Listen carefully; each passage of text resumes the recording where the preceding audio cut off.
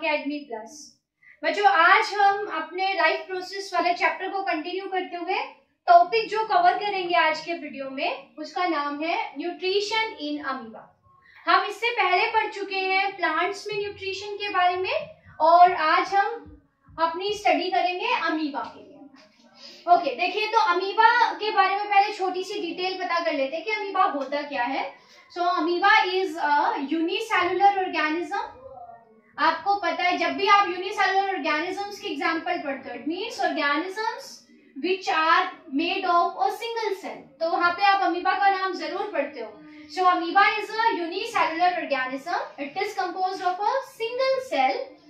Second one क्या है कि एक एक्वेटिक ऑर्गेनिज्म है, it means it lives in water और इसको हम कौन सी कैटेगरी में पढ़ते हैं, प्रोटोजोन की कैटेगरी में। आपने पढ़ा होगा किंगडम, देयर आर 5 किंगडम्स, तो एक किंगडम का नाम आपने पढ़ा है प्रोटिस्टा, तो किंगडम प्रोटिस्टा के अंदर एक डिवीजन है प्रोटोजोआ, तो प्रोटोजोआ का मेंबर है अमीबा, तो इट इज अ प्रोटोजोन। और अगर इसके किंगडम की हम बात करें तो किंगडम कौन सा है इसका, kingdom protista. Okay, and it is an aquatic organism, so it is found in water. और कौन से टाइप के वाटर में आपको मिलेगा, फ्रेश वाटर में, इट मींस ऐसे वाटर जिनकी सैलिनिटी कम होती है। ओके, तो फ्रेश वाटर लाइक रिवर्स, तो ऐसे पानी के अंदर, पॉन्ड्स के अंदर आपको अमीबा मिलेगा। So amoeba is a unicellular organism. It is a protozoan and it lives in fresh water. अब अगर हम इसके स्ट्रक्चर की बात करें तो स्ट्रक्चर में आपको क्या मिलेगा कि अमीबा की कोई फिक्स्ड शेप नहीं होती, it is asymmetrical, it means it does not have a fixed shape, इसकी शेप ये चेंज कर सकता है। सो अगर मैं इसको ऐसे बना दूं तो इट इज अमीबा, ये इसकी सेल है, तो सेल के बाहर जो ये कवरिंग है it is plasma membrane. Okay, इसके अंदर जो ये प्रोमिनेंट सा राउंड सा स्ट्रक्चर मैंने बनाया है दिस इज न्यूक्लियस, और जो ये बाहर मैंने कंटेंट बनाया न्यूक्लियस के बाहर, this whole content is cytoplasm. ये 3 बेसिक कंपोनेंट है, plasma membrane, cytoplasm and nucleus. और इस साइटोप्लाज्म में डिफरेंट टाइप्स के सेल ऑर्गेनेलीज आपको मिलेंगे like mitochondria, Golgi bodies and lysosomes, vacuoles. So different types of cell organelles are present in cytoplasm. Okay, अब हम इसके न्यूट्रिशन पे चलते हैं। सो अगर आपने प्रीवियस वीडियोस को ध्यान से देखा है तो आपको पता होगा कि which type of nutrition is present in amoeba. No doubt it is a heterotroph, it means it does not produce its food by the process of photosynthesis. तो ये एक हेटरोट्रोफ है, ये दूसरे ऑर्गेनिजम्स पे डिपेंड करता है फॉर इट्स फूड रिक्वायरमेंट। और हेटरोट्रोफिक न्यूट्रिशन में भी देयर आर 3 टाइप्स, और उनमें से the type of nutrition present in amoeba कौन सा है, होलोजोइक न्यूट्रिशन। तो अमीबा में न्यूट्रिशन का जो टाइप है वो है होलोजोइक। सो होलोजोइक न्यूट्रिशन को अगर हम थोड़ा सा रिवाइज कर लें तो इसमें क्या होता है, ऑर्गेनिज्म बाहर से और खाने को ऑब्टेन करेगा, then this food is broken down inside its body. Okay, तो इस वाले न्यूट्रिशन में क्या होगा, food is taken in and break down occurs in body. Okay, तो क्या होगा, पहले ऑर्गेनिज्म फूड को टेक करेगा, इनटेक करेगा, और खाना इनटेक करने के बाद उस खाने का breakdown means digestion, so digestion occur inside the body of organism. So food is first ingested, then it is digested inside the body of that organism. So this type of nutrition is holozoic nutrition, and हमारे अंदर भी and amoeba के अंदर भी type of nutrition is same, and the type of nutrition is holozoic nutrition. So it is important to remember which type of nutrition is present in amoeba. So you have to answer holozoic nutrition. Okay? अब holozoic nutrition के steps होते हैं. So holozoic nutrition occurs in 5 steps. वो 5 steps क्या है, उस पे जाने से पहले आप एक बार यहाँ पे देखिए कि जो अमीबा यूनिसेल्युलर है, इसका कोई अपना हमारी तरह it does not have a mouth. हमारी तरह खाने को इंटेक करने के लिए इसके पास माउथ नहीं है, and it is also not having digestive system like us. हमारी तरह इसके पास ना स्टमक है ना इंटेस्टाइन्स है टू डाइजेस्ट द फूड। तो अब हम सोचें कि ये खाना कैसे ऑब्टेन करेगा, प्लस ये उस खाने को डाइजेस्ट कहाँ पे करेगा। ओके, तो वही सारी प्रोसेस अब हमें पढ़नी है अमीबा के अंदर। सो पहले हम होलोजोइक न्यूट्रिशन की बात कर रहे हैं, तो there are 5 steps in holozoic nutrition, और वो 5 स्टेप्स क्या हैं। फर्स्ट स्टेप इज, देखो यहाँ पे लिखा है मैंने कि food is ingested first, so खाने को इनटेक करेगा amoeba. So intake of food is called ingestion. तो first step of holozoic nutrition is ingestion, and ingestion means intake of food.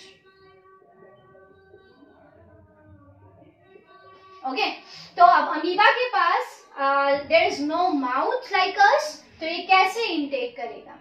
So intake of food occurs by the process of phagocytosis. तो ingestion occurs by which process, phagocytosis. Phagocytosis is what, phagocytosis is called cell eating. को आपने 9th class में पढ़ा होगा, phagocytosis में क्या होता है कि जो सेल है इट एनगल्फ्स फूड, मतलब ये खाने को निगलती है, पूरे का पूरा ऑर्गेनिज्म एक साथ निगल जाती है cell. Amoeba is also a cell, क्योंकि ये पूरी एक सेल ही पूरा ऑर्गेनिज्म है। तो phagocytosis is the process in which food is engulfed by a cell, निगला जाता है। निगला मीन्स एज अ होल, पूरे ऑर्गेनिज्म को पहले सेल निगल जाती है, और after the this process means phagocytosis, cell के अंदर वो खाना आ गया, फूड आ गया, फिर उस फूड का डाइजेशन होगा। So ingestion is intake of food and it occurs by the process of phagocytosis. इसमें क्या होता है, ऑर्गेनिज्म कौन सा, फूड की मैं बात कर रही हूँ, food is engulfed by the cell। अब कैसे होगा ये engulf, खाना कैसे engulf होगा, तो देखिए ये अमीबा है, ये इसका न्यूक्लियस है, एंड दिस इज साइटोप्लाज्म, और यहाँ रेड कलर से मैंने बनाया, यहाँ पे ये फूड पार्टिकल है। ये कोई भी फूड है, लाइक अ बैक्टीरिया हो सकता है, या कोई दूसरा माइक्रो ऑर्गेनिज्म है, कोई प्लैंक्टन है। So it is food particle, जो रेड कलर से मैंने बनाया है, दिस इज फूड पार्टिकल से अ बैक्टीरिया, जैसे ये कोई बैक्टीरिया है। ये अमीबा की सेल है, एंड चारों तरफ अमीबा के क्या है, पानी, because amoeba lives in water. So this food and the amoeba, इस चारों तरफ क्या मिलेगा आपको, यहाँ पे हर तरफ पानी ही पानी है। तो कैसे इनगल्फ होगा, इसके लिए देखिए जो प्लाज्मा मेम्ब्रेन है अमीबा की, वो एक्सटेंड हो जाएगी अराउंड द फूड। वो इस, क्योंकि plasma membrane is flexible in nature, तो प्लाज्मा मेम्ब्रेन खाने के अराउंड फिंगर जैसे स्ट्रक्चर्स बना लेंगी, एक्सटेंड हो जाएगी। इसका जो साइटोप्लाज्म है वो एक जगह पे इकट्ठा हो जाएगा, और उसकी वजह से प्लाज्मा मेम्ब्रेन जिधर साइटोप्लाज्म होगा इकट्ठा, उधर एक्सटेंड कर जाएगी। सो यहाँ पे क्या होगा, फर्स्ट स्टेप जो इंजेक्शन हम पढ़ रहे हैं, उसमें क्या होगा कि जो सेल है it will form finger like structures around the food।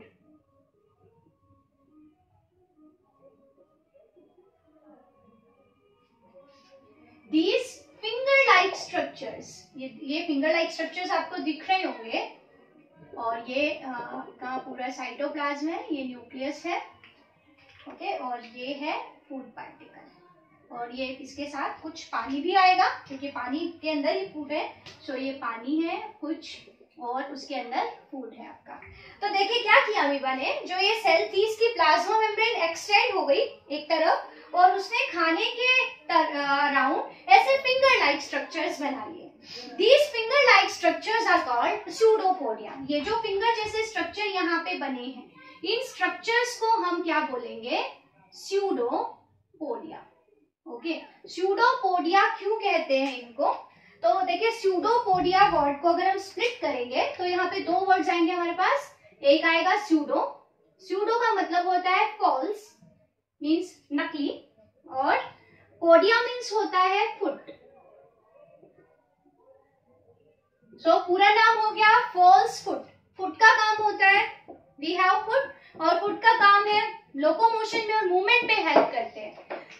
अब अमीबा के पास जो मूवमेंट है उसको करने के लिए भी यही स्ट्रक्चर्स हेल्प करेंगे। So these structures which are finger like structures और extensions of plasma membrane, these finger like projections are called pseudopodia, and pseudopodia means false foot because these structures help in movement में भी help करते हैं। amoeba moves into water by this pseudopodia. So these structures have dual function। एक function तो क्या हो गया, खाने को engulf करने में help करेंगे, जो कि अभी हम पढ़ रहे हैं, and the second function of the pseudopodia is movement. Okay, so these structures help in movement, so these are called pseudopodia. अगर हम pseudopodia को define करना चाहें, means अगर आपसे पूछा जाता है कि what are pseudopodia, तो how will you define it? हम लिखेंगे finger like extensions of plasma membrane.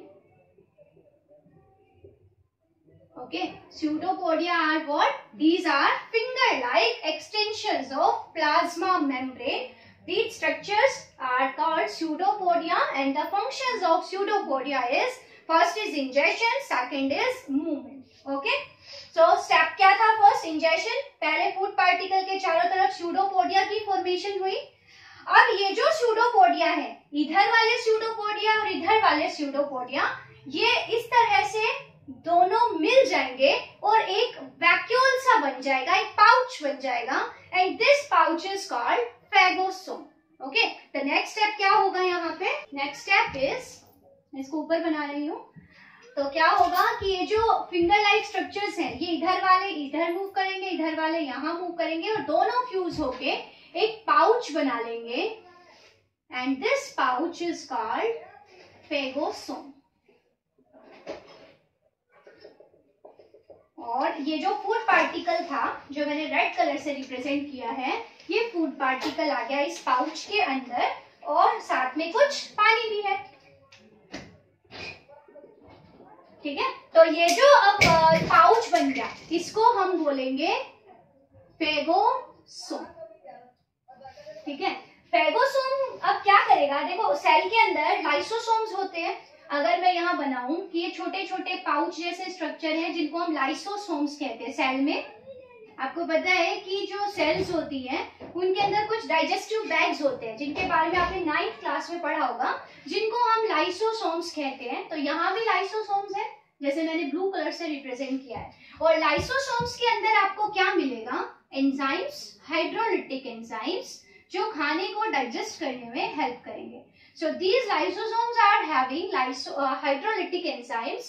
अब जो ये फेगोसोम है, ये फेगोसोम और ये लाइसोसोम दोनों पाउच फ्यूज हो जाएंगे, और फ्यूज होने से जो लाइसोसोम का कंटेंट है और खाना, वो एक ही सिंगल पाउच के अंदर आ जाएगा, और इस पाउच को हम बोलेंगे फूड वैक्यूल।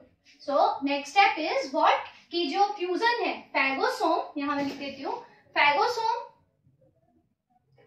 जिसके अंदर खाना है, ओके, इसके अंदर मैंने क्या है? खाना है, फूड पार्टिकल है, और साथ में लाइसोसोम, लाइसोसोम के अंदर एंजाइम्स हैं जो खाने को डाइजेस्ट करेंगे, डाइजेस्टिव एंजाइम्स हैं, and this will fuse together and form a pouch, जिसको हम बोलेंगे food vacuole. So food vacuole के अंदर आपका खाना भी आ जाएगा और एंजाइम भी आ जाएगा। So these will fuse together and दोनों से एक ही पाउच बन जाएगा, and this pouch is now called as food vacuole. ये यहाँ सेल से अलग हो गया, मेम्ब्रेन से अलग हो गया ये पाउच, और यहाँ क्या बन गया देखिए, ओके, ये क्या बन गया आपका? Food vacuole. और फूड वैक्यूल के अंदर आपको क्या मिलेगा? खाना भी मिलेगा, ये खाना है, और साथ में आपको क्या मिलेंगे? ये जो वीडियो में स्टार्स ऐसे थोड़े बड़े बड़े डॉट्स बना रही हूँ, दीज आर डाइजेस्टिव और the hydrolytic enzymes. So this structure is now called as food vacuole. और ये जो पूरा प्रोसेस है इनगल्फ कर लिया ना, पूरा का पूरा, देखिए यहाँ पे पूरा का पूरा ऑर्गेनिज्म अमीबा ने अपनी सेल के अंदर एनगल्फ कर लिया है. So this process of engulf of food is called as phagocytosis. So amoeba engulfs its food and the process is phagocytosis. Okay, so आप देख लीजिए. First cell of amoeba, food particle, amoeba will form finger like projections. These are called pseudopodia. अब ये finger like projections fuse हो जाएंगे और एक pouch बन जाएगा इस तरह से. ये फर्स्ट स्टेप है, ये सेकंड है, ये थर्ड है. अब ये जो फेगोसोम है it will fuse with lysosome और इससे जो स्ट्रक्चर बन गया this is food vacuum. Okay, अब आगे जो स्टेप आएगा इंजेशन के बाद, इंजेस्ट तो हो गया, खाना इंटेक कर लिया, और अब नेक्स्ट स्टेप होगा कि ये जो खाना है food particle it is made of macromolecules. देखिए आपने केमिस्ट्री में पढ़े होंगे, मोलिक्यूल्स होते हैं, केमिकल्स होते हैं, और कुछ का साइज छोटा होता है, मोलिकुलर वेट भी कम होता है. कुछ ऐसे मोलिक्यूल्स होते हैं जिनका साइज भी बड़ा है और जिनका स्ट्रक्चर कॉम्प्लेक्स है एंड जिनका मोलिकुलर वेट भी ज्यादा है. So these large sized particles or molecules which are present in food are called macromolecules. तो खाने के अंदर ये जो बैक्टीरिया है, bacteria is also a cell, तो वो किससे बनी होगी? बड़े बड़े केमिकल से, लाइक प्रोटीन्स, और साथ में प्रोटीन्स के अलावा देर आर लार्ज साइज और कॉम्प्लेक्स कार्बोहाइड्रेट्स, लिपिड्स होंगे साथ में. तो ये जो खाना है इस खाने के अंदर कॉम्प्लेक्स मॉलिक्यूल्स प्रेजेंट है, और जो सेल है अमीबा की वो इन केमिकल्स को एज सच यूज नहीं कर सकती. So these molecules which are complex in nature, these have to be broken down into simple forms, and the process of breakdown of complex food particles into simple ones is called as digestion. So next step of nutrition will be digestion. So next step is digestion.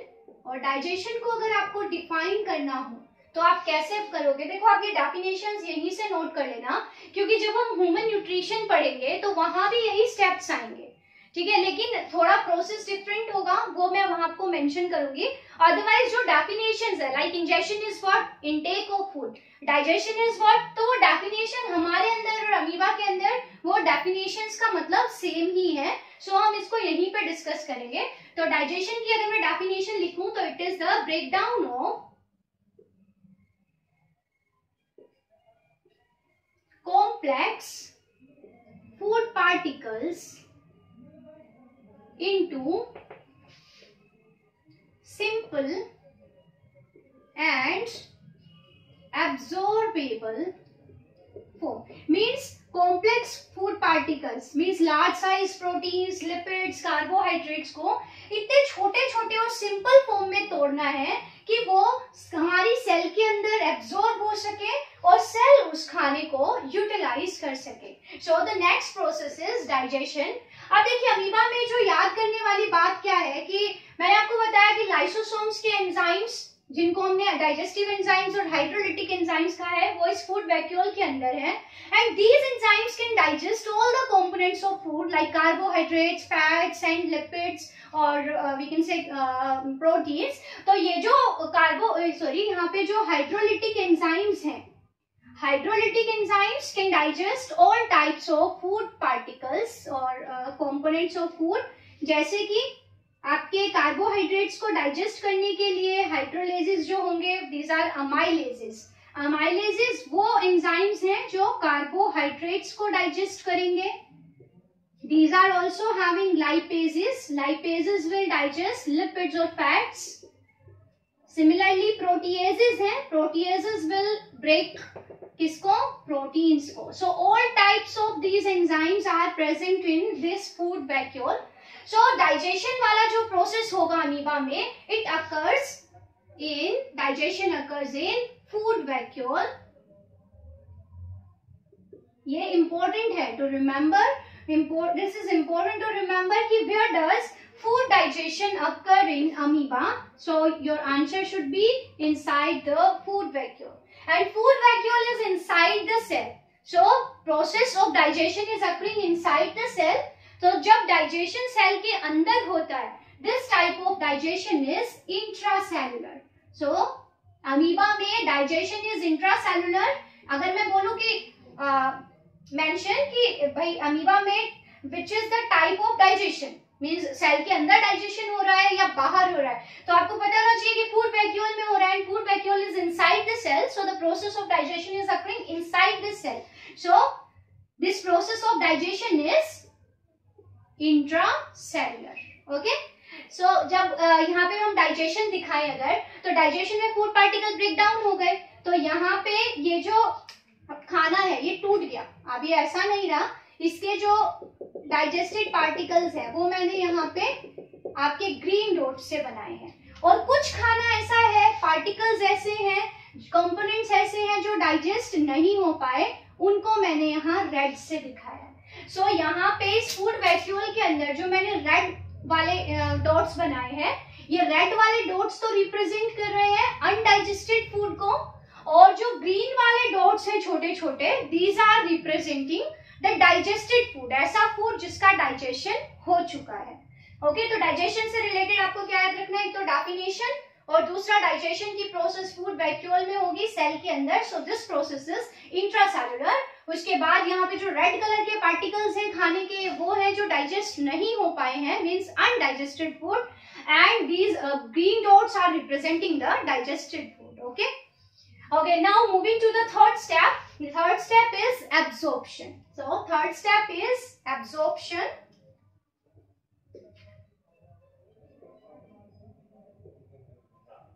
देखो absorption में मैंने आपको बताया कि जो हमारा खाना है वो ऑलरेडी टूट चुका है, तो जो ये ग्रीन कलर के डॉट्स हैं ये आपके एब्जॉर्ब फूड को रिप्रेजेंट कर रहे हैं.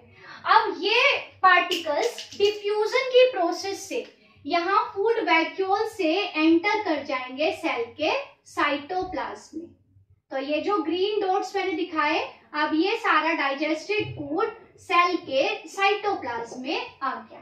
ओके, तो एब्जॉर्प्शन में क्या होगा, एब्जॉर्प्शन में डिफ्यूजन के थ्रू, बाय डिफ्यूजन क्या होगा, जो डाइजेस्टेड फूड है इट मूव्स टू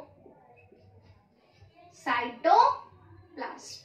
ठीक है, सिंपल सा प्रोसेस है. जो डाइजेस्ट हो चुका वो खाना फूड वैक्यूल से डिफ्यूजन के थ्रू सेल के साइटोप्लाज्म में आ जाएगा. ओके, और जो अब अनडाइजेस्टेड खाना बच गया that is inside the food vacuole. अब जो फोर्थ स्टेप है दैट इज एसिमिलेशन. एसिमिलेशन में क्या होता है, देखिए सेल ने खाना इनटेक ही क्यों किया था, सेल को एनर्जी चाहिए थी, सेल को न्यूट्रिएंट्स चाहिए थे जिनसे सेल ग्रो कर सके.